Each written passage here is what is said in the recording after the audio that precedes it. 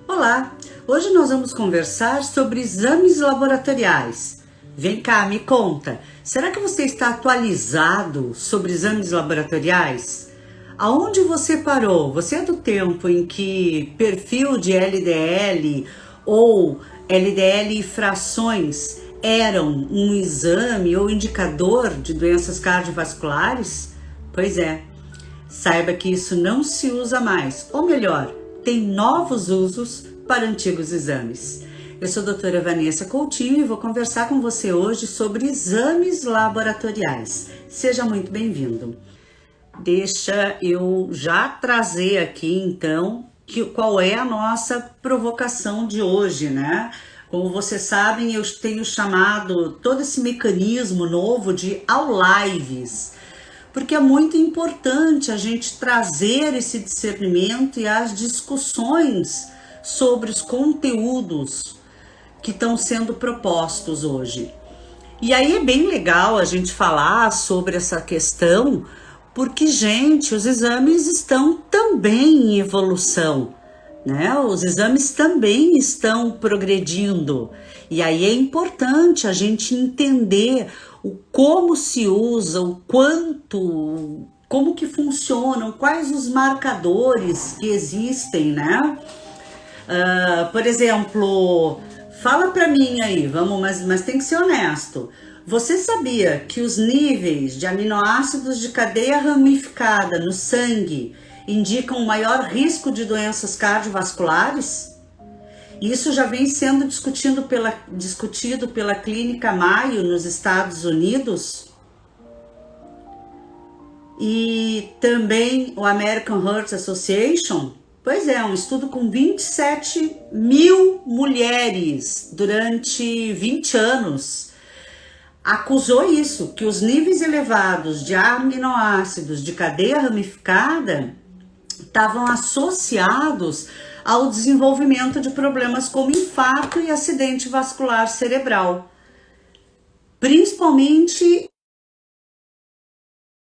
pacientes com diabetes. Então isso é muito importante, a gente acompanhar, a gente ter essa clareza, né? Entender os exames laboratoriais. Para aí que eu vou tentar fixar aqui. Obrigada, Carol. Fixar comentário. Clica na setinha e já dispara esse conteúdo, convidando outros colegas, outros amigos. Bora lá então voltar, porque olha, essa uma horinha, gente, voa, né? É um curso de fim de semana inteiro. Resumir em uma hora, óbvio que não dá. Mas a ideia é a gente tá justamente conversando para trazer provocações e mudanças no nosso comportamento. Porque, gente, isso que importa não é a quantidade de conhecimento, mas é o uso do conhecimento, é saber usar com parcimônia, sabedoria, aplicação, o conhecimento que a gente tem. Então é imprescindível, tá bom? Então vamos continuar aí esse diálogo de hoje, né, sobre o exame laboratorial, né? É uma área ampla, uma área que o nutricionista pode e deve solicitar. E aí, assim, traz provas. O Siri reconheceu a voz. Coisas de iPhone. Então, assim, ó, por exemplo, né, como eu falei para vocês, não é achismo, gente, já é um dado. E aí o nutricionista tem que procurar cursos menos momentos sensacionalistas e com nomes high-tech e mais pro basicão, procurar os guidelines, procurar as diretrizes e entender, né, esses novos estudos, como que eu citei, estudos com 27 mil mulheres por 20 anos, que mostram que quando os níveis de aminoácidos de cadeia ramificada, quais são? Quero ver, hein? Quero ver! Quem agora diz para mim quais são os aminoácidos de cadeia ramificada? Ai, ai, ai, hein? A gente tem que saber. Mas quando a gente tem esses aminoácidos aumentados, né? O sangue indica um risco de doenças cardiovasculares, principalmente da correlação de doença cardiovascular com diabetes do tipo 2. Então, e em mulheres, né? Então, olha que interessante, esse estudo foi feito em mulheres. Então, o bacana disso tudo, né? Que é o do Hospital das Mulheres do Harvard School, que mostrou esse estudo. Quer dizer, olha a preocupação e como a gente pode, como nutricionista, acompanhando aminoácido ramificado, entender neuronutrição, né? Então vai estar relacionado a triptofano e doenças como depressão, entender doenças cardiovasculares a partir de aminoácidos, gente. Não é mais aquela tecla constante do colesterol. Seja muito bem-vindo, quem está chegando agora, obrigado por compartilhar. E ó, clica aí no cardzinho na interrogação e manda pra gente a sua pergunta. Pode me enviar a sua pergunta. Claro que o padrão aqui, eu vou tirar os comentários, aí vocês mandam por perguntas. O padrão mais clássico que todo mundo conhece é essa questão do sangue, né? É essa questão que tem aqui, a gente faz um exame de sangue, existem regras, existem protocolos, dependendo do objetivo, existem anticoagulantes específicos. Eu lembro, gente, no meu mestrado e doutorado, eu coletava dados, né? Um farmacêutico coletava o sangue, apesar de eu estar acostumada a fazer isso, inclusive sangue ocular de ratos. E um farmacêutico, por uma questão até de protocolo do comitê de ética, recolhia o sangue, me dava a seringa e eu colocava em cerca de 21, 22 tubos com anticoagulantes diferentes. Porque eu fazia análise de vitaminas e minerais e tinham particularidades, né, nesses tipos de exames, nesses estudos aí. Então a gente precisa compreender que tudo isso é uma ciência, que há um protocolo e que ler aquela coluninha de padrão, de normalidade, não é um indicativo da doença. Vamos lá. Já leio já a sua pergunta, só para não perder o pique aqui, o raciocínio. Então, o mais comumente conhecido é quando a gente faz um exame de sangue, nós vamos ter uma massa eritrocitária e o plasma. Dentro, então, desse plasma, a gente tem aí uma quantidade de proteínas, de solutos, e a maioria, 90%, é água. E dentro dessas substâncias, que a gente faz uma porcentagem por peso, você tem albumina, globulinas, fibrinogênio, aí tem nutrientes, olha aí onde a gente faz os exames, e vários outros compostos. E na massa eritrocitária, ou conhecido como elementos figurados, nós temos plaquetas, leucócitos, os eritrócitos. E dentro dos leucócitos nós temos também especificidades, né? Do tipo células neutrófilas, linfócitos, monócitos, basófilos e o quinto, eosinófilos. Então esse seria o mais conhecido e, como eu citei, existem preparações diferentes conforme a finalidade da investigação clínica, que é por isso que a gente faz um exame, né? Legal, Maria, muito boa pergunta, viu? Eu vou falar disso. Me lembra se eu não responder, mas no finalzinho eu vou falar das doenças cardiovasculares e a gente vai voltar a falar sobre lipoproteína A. Bom, já que falamos, ela é um fator de risco, sim, tá? A lipoproteína A, ela é um fator de risco, ela é um indicador do risco cardiovascular quando ela está elevada. E vem se usando muito parâmetros como lipoproteína A, principalmente associada à proteína C reativa. Então, a combinação, na verdade, das duas tem permitido as associações de estudos. Inclusive, é um indicador de risco de infarto agudo do miocárdio. Então, não é uma... Doenças cardiovasculares são uma gama de doenças. Eu sei que você deve saber disso, mas só para a gente aqui, né, contribuir e lembrar disso para muitos, né? Existem várias enfermidades crônicas aqui envolvidas, né? Que não só o infarto. Então, eu tenho insuficiência cardíaca, hipertensão, que é a mais comum, e acomete muito a população brasileira. Então vocês têm milhões de pessoas envolvidas num quadro de doenças cardiovasculares, as dislipemias, hipercolesterolemias, hipoalfa-lipoproteinemia, hiperalfa-lipoproteinemia e enfermidades crônicas, né? Não falo nem daquelas que são por uma questão de má formação congênita, que também entram aqui como doenças cardiovasculares, mas tomadas de enfermidades crônicas, né? Então, quando a gente faz uma coleta de dados e usa um colesterol e frações, que, gente, me conta, não, eu até vou pôr aqui os comentários para vocês me contarem que isso deve ser algum segredo das Nutris. Por que esse hábito de pedir colesterol e frações? Parece que, olha, não vou dizer toda Nutri, mas a maioria pede colesterol e frações e hemograma completo, lembrei.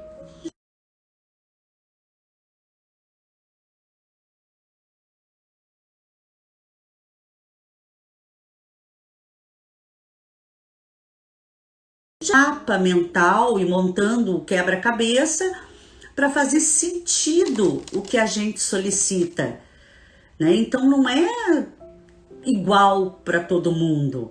Então agora a moda é intolerância à lactose para todo mundo, colesterol e frações para todo mundo. Não faz sentido nem dentro de um quadro de doenças cardiovasculares.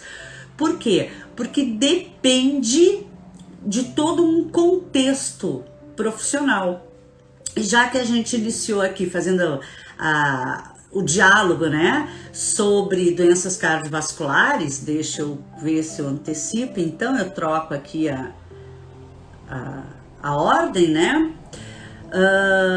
Hoje, além desse quesito, né, do perfil dentro já de um diagnóstico, a ideia é o quê? Trabalhar com a prevenção, né? Então, assim, se estimam que 2 milhões de americanos morrem de ataques cardíacos. Quer dizer, isso é mundial. Então, hoje a ideia é trabalhar com avaliação de prevenção primária. E aí entra a LPA, né? E a proteína C reativa associadas. Tá? Uma LDL, por exemplo, que chamam de mau colesterol, eu não gosto desse termo, porque a gente tem aí a importância e a ação importante de todo tipo de gordura, mas que quando muito aumentado e causando um desequilíbrio em relação às demais, porque se o teu LDL está aumentado, o teu HDL também está aumentado, não há um risco, não há um histórico clínico familiar, ou já ensinei isso quinta-feira passada, né? Ou dentro do quadro de investigação, a pessoa é ativa, tem uma alimentação mais ou menos saudável, balanceada, os riscos vão diminuindo.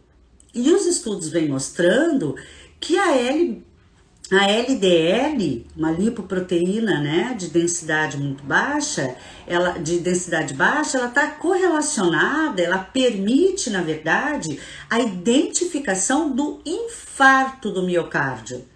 É como se dissesse assim, ó, o cara tem doença cardiovascular e o colesterol dele está aumentado, ponto.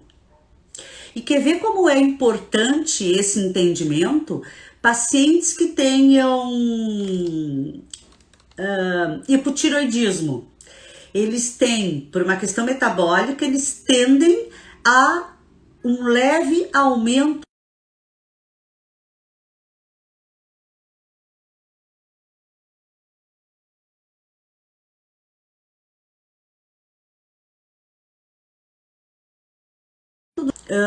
ele tende, o hipotiroidismo por causa da alteração metabólica e função tiroidiana, ele tende ao aumento, mas isso não significa risco cardiovascular.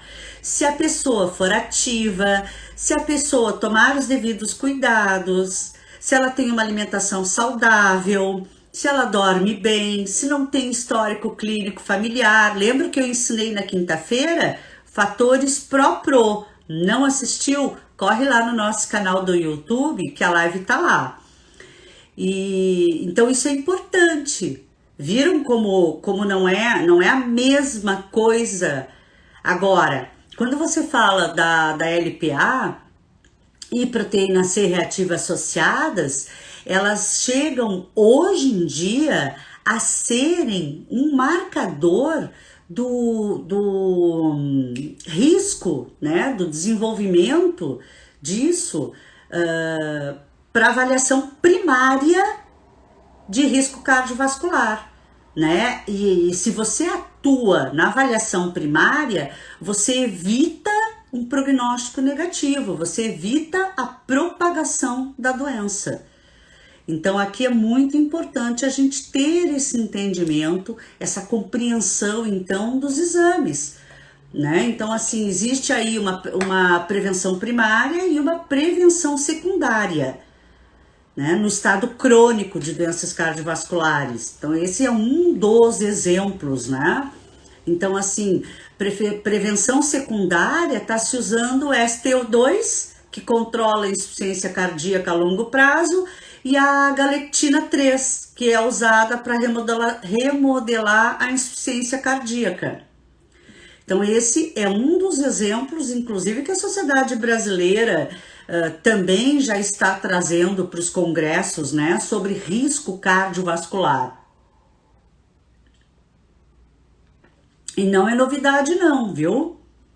Então, assim, colesterol e frações é coisa da década de 60 e parou no tempo, né? Então, inclusive, eu sou fã, para quem quer estudar sobre exames, acompanhe a Clínica Maio, com Y. Eu vi uma palestra de uma médica, de uma das diretoras da Clínica Maio, que ela falava que as novas diretrizes no meio científico é abolir LDL, que as recomendações, né, as metas de LDL não são mais recomendadas, palavras delas. Então assim, hoje eles têm uma calculadora para calcular, obviamente, o risco e classificar o paciente cardiovascular. Legal, né? Sensacional. Então, assim, a homocisteína é um biomarcador importante, né? Como eu disse, aminoácidos de cadeia ramificada. Fala para mim, vocês já sabiam disso? Já vinham usando isso no seu consultório, no seu dia a dia?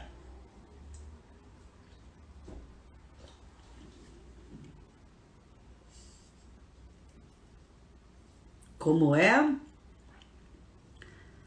Fátima, repete a pergunta para mim, por favor. Sensacional, que bom que vocês estão aqui, viu?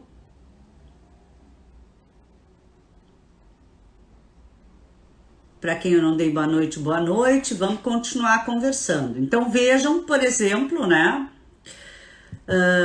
que dentro de doenças cardiovasculares eu espero já estar trazendo provocações, né? Que a gente tem aí toda essa preocupação, toda essa reorganização entre que bom, Maria, que bom, viu? Mas ó, LPL então é prevenção primária, tá? Agora a gente divide isso. E as calculadoras são gratuitas, certo? Que bom, contem comigo. Então, a gente tem que repensar, né, esses posicionamentos, né, e sobre não só doenças cardiovasculares, mas sobre a avaliação metabólica que virou moda, e eu acho hiper importante, talvez não seja a novidade que as pessoas imaginam, porque eu que trabalhei em hospital, claro que a gente aprende, por exemplo, uma avaliação metabólica como balanço nitrogenado, que é extremamente complexo usar isso para o nosso paciente, mesmo no hospital, viu, gente? Mas é uma avaliação metabólica. Então, a avaliação metabólica não é assim uma novidade, nem é o pertencimento a uma sub-área da nutrição. Todo nutricionista deve ter essa compreensão e todo nutricionista deve entender, gente, que ele pode solicitar exames laboratoriais, tá? Então ele tem esse direito, né, de solicitar os exames laboratoriais. É uma lei federal e novas resoluções. Então sim, você pode solicitar exames enquanto nutricionista. Contudo, nutricionista não pode fazer diagnóstico nosológico, isso é muito importante, e não pode solicitar exames para fazer esse diagnóstico nosológico, ou seja, de doença. Isso é privativo do médico. Como eu sempre digo em aula, né? Papel e caneta na mão, porque vem conteúdo novo. Você sabia disso? Não pode, a gente não pode classificar, a gente não pode diagnosticar a doença, que é o chamado diagnóstico nosológico, tá? Só é de competência do médico. Então, assim, nós estamos amparados legalmente para solicitar exames, mas há uma confusão aí. Perdão. Que confusão é essa? Então, assim, ó,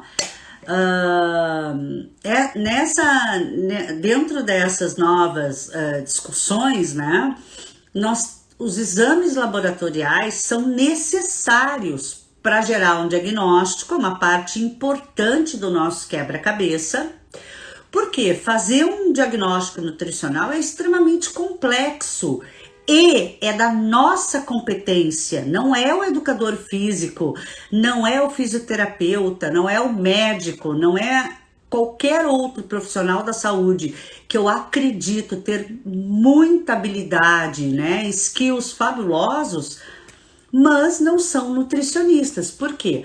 Porque o diagnóstico é uma parte da avaliação nutricional. E como eu dei o exemplo quando eu comecei falando do hipotireoidismo ou da doença de um paciente com doença cardiovascular, eu tenho que avaliar o contexto, a permanência no quadro clínico, o risco de saúde, o risco de doença e o risco de adoecimento e o processo de adoecimento.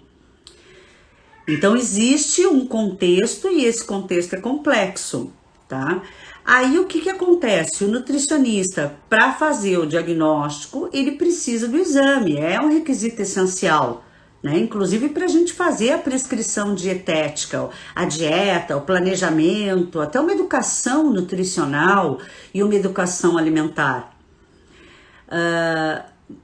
Mas assim, ó, o médico pode já ter solicitado o exame, tá? Então, se você tiver em nível ambulatorial, isso vai estar no prontuário, senão você solicita para complementar o raciocínio do atendimento, do que você está desconfiando e quer investigar clinicamente no seu paciente, tá? Isso é uma ferramenta extremamente importante para a atuação profissional, mas nós não podemos solicitar exames legalmente para diagnóstico nosológico. Na prática, gente, a gente solicita sim bastante exames, né? Mas eu solicito. Eu vou avaliar um paciente, eu quero entender o risco cardiovascular, o risco metabólico, o risco hepático, o risco cardíaco, o risco da função pancreática, da função renal. Isso é importante, mas nós não podemos gerar o diagnóstico. Bom, fui clara, né? E aí, assim, existe um projeto de lei que tramita desde 98, é isso? Que fala sobre 2019, perdão, de 98 é que libera o plano de saúde para nutricionistas, que fala sobre uma mudança, né, na lei 9.656 de 98 sobre planos e seguros privados e assistência de saúde. Então, ele propõe, né, que todas as operadoras de planos de saúde devem cobrir os exames laboratoriais necessários a um acompanhamento nutricional, ao acompanhamento dietoterápico, prescrito por nutricionistas. Mas eu confesso para vocês que isso até ano passado estava parado, e esse ano, com o Covid, eu não acompanhei mais. Souberem aí de alguma coisa, comentem aqui conosco, tá? Pelo que eu sei, essa resolução ainda não foi definitiva, não foi resolvida. E cada vez mais se faz importante, porque inclusive a medicina e toda a área de saúde estão migrando para os parâmetros laboratoriais de prevenção. Gente, né? Tem que ter, apesar de ser complexo, a gente tem que voltar para essa proposta. Então isso tem que vir, né? Tem que iniciar aí por esse mecanismos, por essa compreensão desses mecanismos e entender o perfil nutricional, e entender os parâmetros que a gente vai estar trabalhando. Vamos ver se veio aqui alguma perguntinha. Oi, Paulinha, tudo bom, meu bem?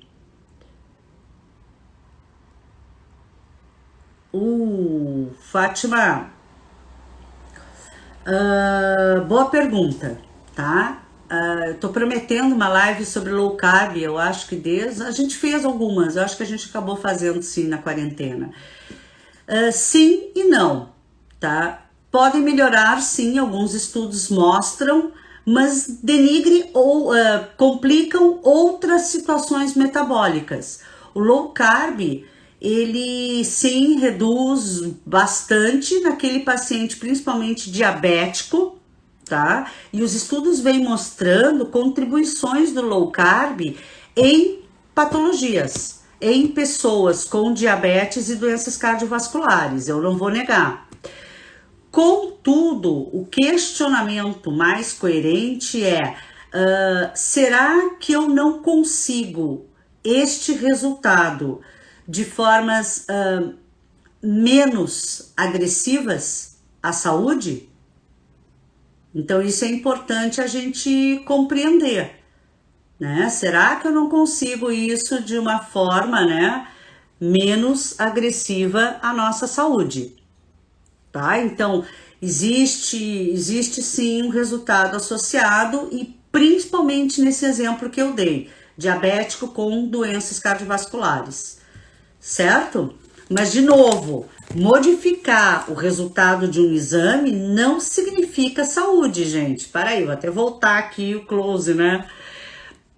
Modificar o resultado do exame laboratorial não significa que o seu paciente seja saudável, porque o processo de adoecimento é que tem que ser avaliado. O raciocínio mudou. A gente antes olhava o exame, comparava com o padrão e é isso, o paciente está saudável, o paciente está doente. Agora não.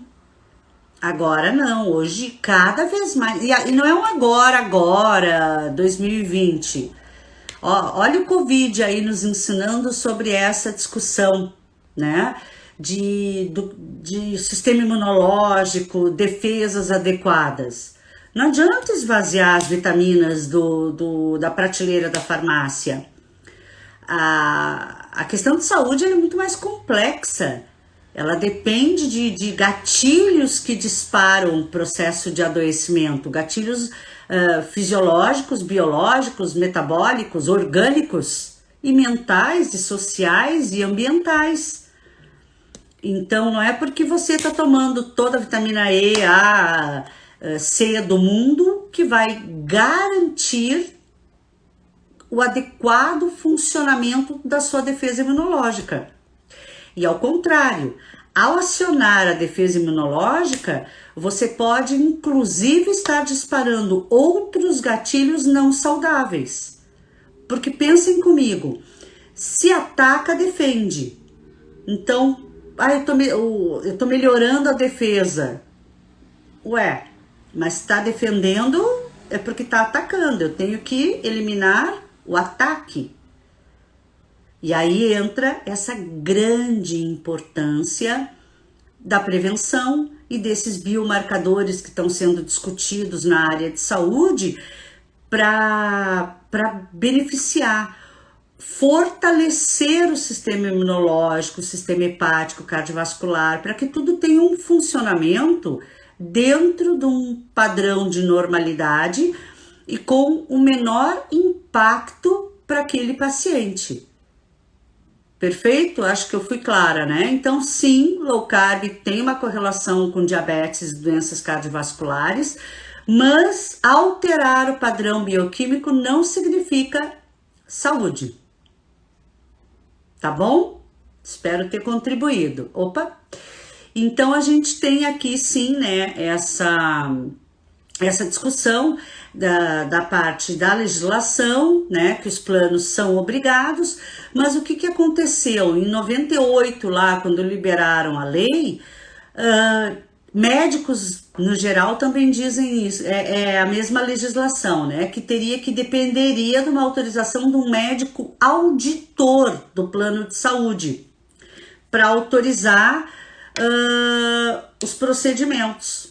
E nisso os planos de saúde entraram e estipularam, não, é só médico que pode. Então a lei determina que nós podemos, mas a exigência estabelecida vale que eu tenho que ter um médico auditor para corroborar e dizer sim, precisa.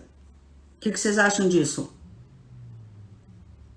Com a boca seca, que vocês nem imaginam. Então, complicado, né? Que bom, Gi. Tá travando a minha, Neia? Boa noite, linda. Para aí, quando foi? Mudei a rede, quem sabe melhor agora. Tá bom, deixa eu ver se tem alguma perguntinha. Tá, mudei a rede, agora eu acho que não vai travar. Ai, que pena te dizer, né? A gente paga um mega plano. Lindona. O que não parece coerente? Claro que não é, Fátima. Mas é a legislação, né? A legislação, a Lei Federal 9.656, ela fala que a gente precisa dar cobertura para o apoio diagnóstico, tratamento e demais procedimentos. Mas a exigência é válida para todos os profissionais de saúde, que depende da autorização de um médico auditor. É aquele ponto e vírgula que estraga tudo. E aí, como eu falei, eu também acho, Ju, absurdo, gente. E aí, como eu falei para vocês, como eu já comentei, né, existe aí uma demanda, uma proposta que traga, né, esse amparo melhor ao profissional da área de saúde e a gente possa aí brincar sobre essas exigências. Agora, uma dica, uma estratégia, né, um insight, como eu gosto de dizer no Atende Nutri, nas nossas salas de treinamento. Eu tô com um curso de formação para nutricionistas atenderem em consultório, que é o Atende Nutri. E eu chamo lá de insights, né? Uma coisa interessante é, ok, mas se a gente sabe disso, dessa complexidade, já pede uma... É isso que eu vou falar agora, Má. Eu consigo, mas o que que eu faço? Eu já elaboro, eu chamo de skills no treinamento, ou fichas técnicas. Eu elaboro pequenas explicações do que eu, por que eu peço aqueles exames. E ponho artigo científico e mando para o médico auditor. Aliás, os próprios colegas normalmente solicitam já. E aí eu acabo, enfim, né? Porque até você brigar com o plano, processar o plano, filha, eu preciso atender meu paciente e atender as necessidades e auxiliá-lo o mais rápido possível. Parcerias, Maria Carolina. Tá? Eu também acho, Ju, nós temos competência, inclusive. Agora, é aquilo. Vamos também, gente, estudar mais. É preciso estudar as questões dos exames, né? Laboratoriais e entender todo essas correlações possíveis.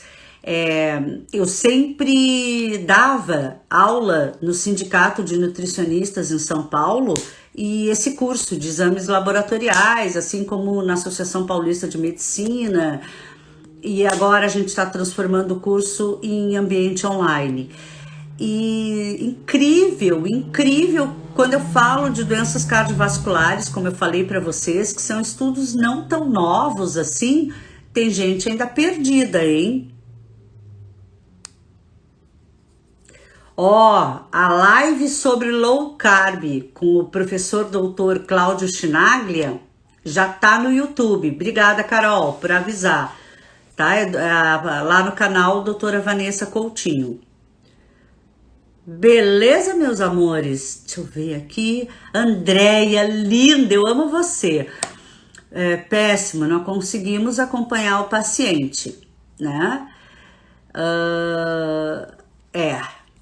E aí também tem o outro lado, gente, dos nutricionistas que pedem 1 milhão de exames, né? E eu tenho isso, eu uso esse case, inclusive, em aula, claro que sem o nome do paciente. Eu tenho até a gravação de uma paciente dizendo: Van, help, socorro.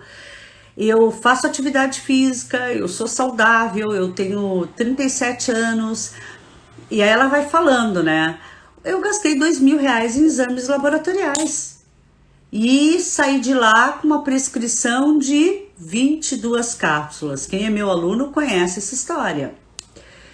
Então a gente tem que também ter mais coerência, tá? E se eu puder trazer mais uma contribuição ainda, o nutricionista tem que começar a pedir os exames laboratoriais proporcional ao raciocínio do risco que ele está investigando. Não é mais eu peço proteína assim, é dentro desta doença, deste quadro clínico, quais são os exames correlatos? Isso é bastante importante, né? Deia, eles usam, né, como marketing, então, mas assim, a gente pode reclamar ou a gente pode fazer lives, e-books e exigir do conselho que se posicione, enfim, ter um trabalho construtivo. Eu tenho certeza que o resultado é bom também.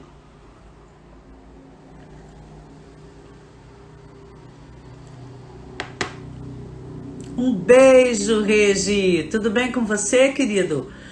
Então, e por que eu solicito exames? E aí eu trouxe uma versão provocativa para todos nós, né? Por isso que eu chamo de All Live. Eu avalio o risco de doenças, eu avalio a situação e o estado relativo àquela doença, não faço diagnóstico, já falei isso. Eu avalio o risco de saúde, o agravo da saúde do meu paciente, né? O impacto da doença, porque tem pacientes que têm câncer e apesar de estatisticamente da gente conhecer o comportamento neoplásico celular daquela situação, daquele tipo, nós podemos nos surpreender, né? A história de todo fumante desenvolve efizema pulmonar, câncer pulmonar. Não, nem todo fumante, nem todo tabagista. Que outros fatores protegeram aquele organismo? Agora, obviamente, a probabilidade, as chances de um tabagista desenvolver um câncer de pulmão é muito maior. Isso ainda me auxilia, né? Quando eu solicito exames, eu tenho um auxílio na compreensão dos prognósticos, do estado nutricional. Então, como que eu vou propor a intervenção nutricional, inclusive para avaliar o efeito medicamentoso, o efeito inclusive de suplementos, o efeito terapêutico. E hoje, e cada vez mais, né, a gente precisa solicitar uma avaliação dentro da função hepática. Então, quando eu peço um TGO e TGP, que inclusive podem servir também para parâmetros cardiovasculares, eu tenho que entender quais são as enzimas e os biomarcadores que estão associados à função hepática.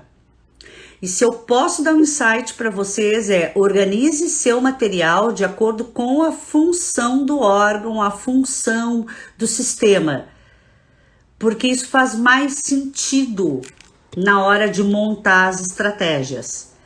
Então você pode, a partir dos exames, avaliar a função renal, função pancreática, função da tireoide, função hormonal como um todo. E eu passo a ter essa compreensão, né, da minha situação metabólica do meu paciente. Então eu avalio a avaliação metabólica. E aí eu pus uma interrogaçãozinha, porque assim, gente, cuidado com esse termo. Quando eu avalio função hepática, eu estou inferindo no metabolismo. Quando eu avalio a função pancreática, eu estou inferindo no metabolismo. A mesma coisa para rins, a mesma coisa para tireoide. Então, sim, rins, quando eu falo do mecanismo da angiotensina, renina, aldosterona, tudo isso eu tenho uma correlação associada. Cuidado para que essa avaliação metabólica seja representativa do metabolismo, porque infelizmente eu já vi aí aplicações de questionários, sente muita fome no almoço, e que são usados para avaliação metabólica. Tá? A avaliação do comportamento alimentar, ok, mas metabólica a gente tem que conversar um pouco. A avaliação hormonal. Puxa, a gente está esquecendo disso, né? Quais os hormônios aqui, que são inclusive novos parâmetros, novos exames solicitados para avaliação em mulheres, né? A gente tem que entender e compreender todo esse perfil hormonal.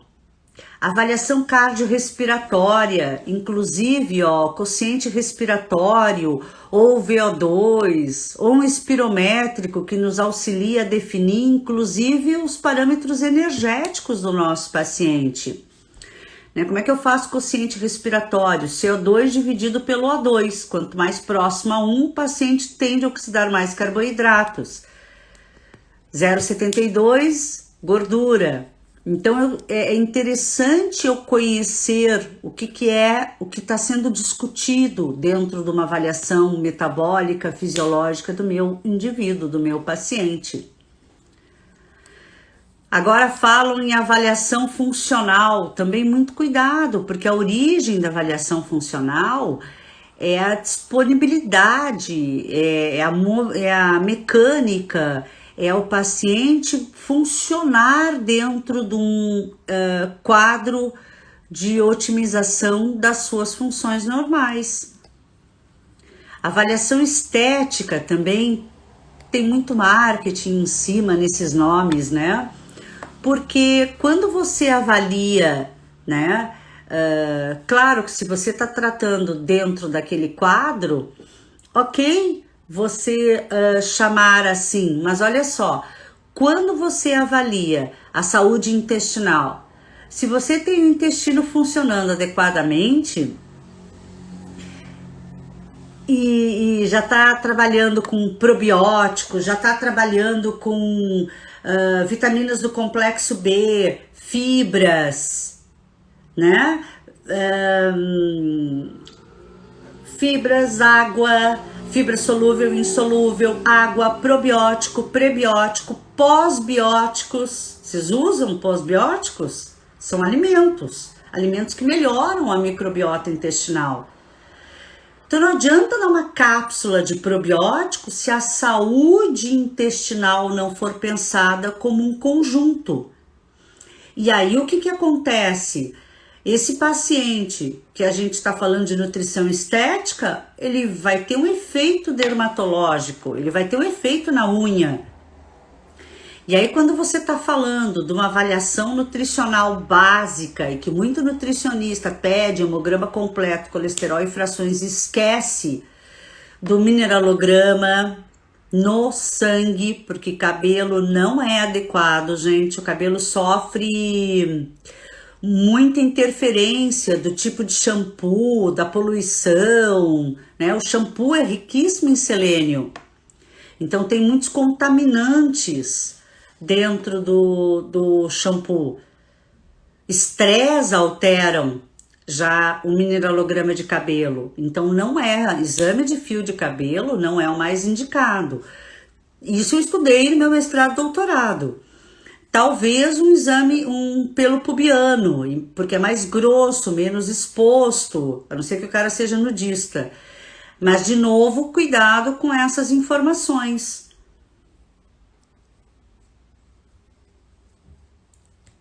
Certo, isso mesmo. Tá? Então, a gente tem que trazer esses novos parâmetros e avaliações.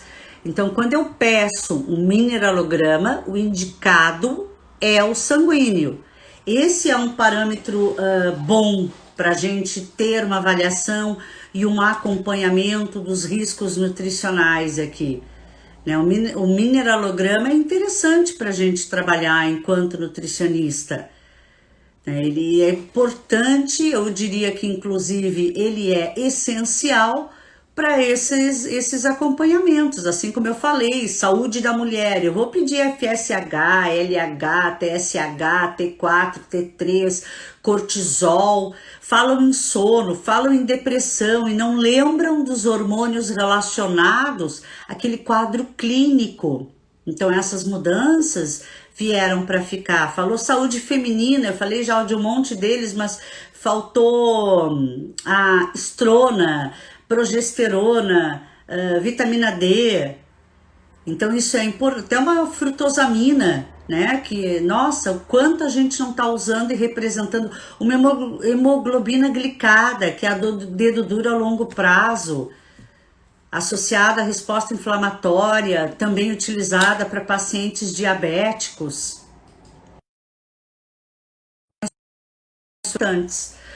Uma glutainemia, escrevi errado ali, mas os testes parasitológicos que a gente está esquecendo. E olha o que eu falei da saúde intestinal, aí entope de cápsula de probiótico, que a própria encapsulação é questionável, né? E especificidades, eu quero saber o estado nutricional relativo a zinco, a uma vitamina, a um mineral específico. Então é importante a gente ter esse acompanhamento e trazer um foco diferenciado. Eu vou pedir proteínas plasmáticas para uma alta hospitalar? Que exames que eu peço para um bariátrico pré e pós-cirúrgico e para uma cirurgia eletiva? Desidratação, eu posso usar albumina, VCM, que é uma coisa tão simples e barata no nosso dia a dia. Quando eu avalio uma anemia por deficiência de ferro, eu não é só ferro, eu tenho que acompanhar a vitamina A. Né? O ferro nunca está sozinho. E também posso analisar o consumo de zinco. Aí não um exame laboratorial, se pudesse, melhor ainda. Então sim, a gente tem que lutar para ter esses exames como apoio do nosso trabalho. Né? Porque quando a anemia é um dos principais exemplos aí, né? Então eu avalio uma desnutrição, uma obesidade, um risco cardiovascular, um paciente diabético, para poder, na área estética, para poder propor, incluir para esse paciente a sua melhor função, né? A sua melhor execução. Porque isso vai, sim, interferir bastante num contexto, num conjunto, para as interpretações do meu paciente. Por isso que a gente fala que todo esse consenso, né? O meu tempo está acabando. Todo esse consenso, não só exames laboratoriais, mas alguns de imagem, auxiliam o nutricionista a elaborar o diagnóstico nutricional mais preciso, os fatores pró-pro e o verdadeiro risco de saúde do nosso paciente. E o insight realmente que eu deixo para vocês é esse: agrupem por função. Agrupem por função dos órgãos, função hepática, função pancreática. Isso auxilia muito a compreensão do processo investigatório. Nosso tempo acabou. Foi um prazer imenso estar aqui com você. Eu espero que pelo menos tenha tido tempo da gente trazer algumas provocações e sugestões de como podemos reorganizar. Né? E procurem aí formações que levem a este formato de raciocínio. Eles auxiliam muito a gente entender, dentro dos exemplos que eu citei, por exemplo, o que a gente precisa buscar. Muito obrigado, gente. Um beijo muito grande. Boa noite para todos vocês. 1000 coraçõezinhos para vocês.